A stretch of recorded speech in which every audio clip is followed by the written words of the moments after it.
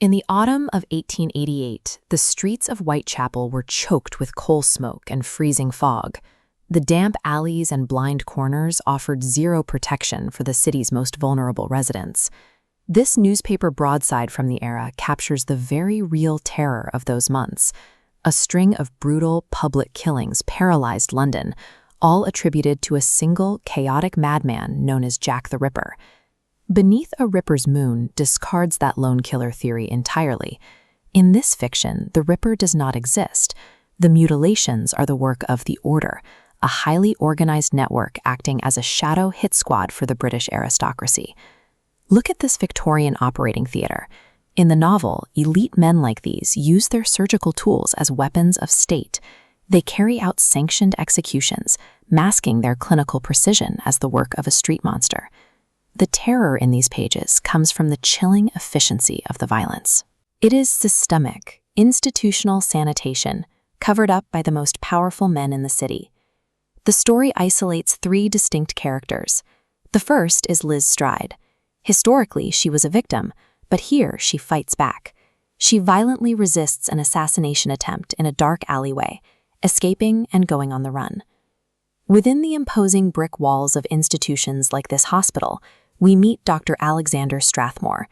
He is a brilliant but cynical surgeon, forced into the Order's bloody ranks, and currently numbing his guilt with a heavy laudanum addiction.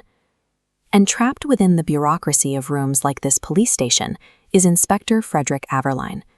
He examines the bodies and realizes the cuts are far too clean, too practiced to be the work of an angry street butcher. A hunted woman, a compromised insider, and a frustrated lawman.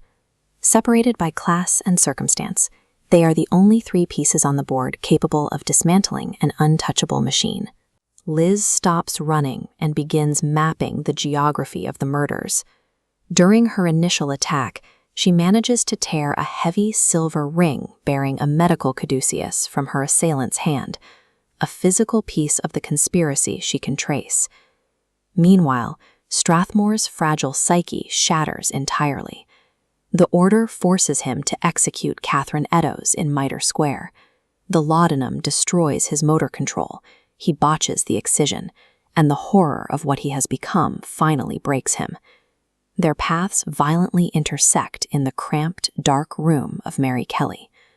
To stop his master, Dr. Whitmore, from completing another execution, Strathmore raises his gun and fires a single, deafening shot, saving Liz's life.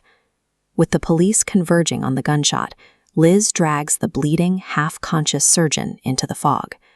They navigate a subterranean tunnel hidden beneath a bakery cellar, narrowly evading the authorities. This portrait shows the mastermind exposed in those pages, Sir William Gull. He is the royal physician, a man deeply respected in London society and utterly untouchable by conventional law. Knowing a standard arrest warrant would be ignored, Aberline quietly gathers three specific men from Scotland Yard: Hanlon, Palmer, and Jenkins, heavy hitters who understand how to swing a truncheon and keep their mouths shut. When the very institutions designed to protect the public are orchestrating the murders, the honest detective has to take his squad completely off the books. The intelligence leads them here, past the bridges and industrial cityscape to a warehouse on Blackfriars Road. Inside, the Order is frantically burning the ledgers and destroying their macabre medical specimens. Aberline moves in at midnight. Aberline's squad kicks the doors in. The raid immediately devolves into a brutal collision of flying fists, wooden truncheons, and shattered glass, as the detectives brawl against the Order's well-dressed enforcers. In the center of the chaos, Aberline squares off against Mercer, the lead enforcer. Mercer slashes with a curved surgical scalpel, cutting Aberline's hip, before the inspector steps inside the guard, twists the wrist, and breaks his grip entirely. Sir William Gull makes one final, desperate play.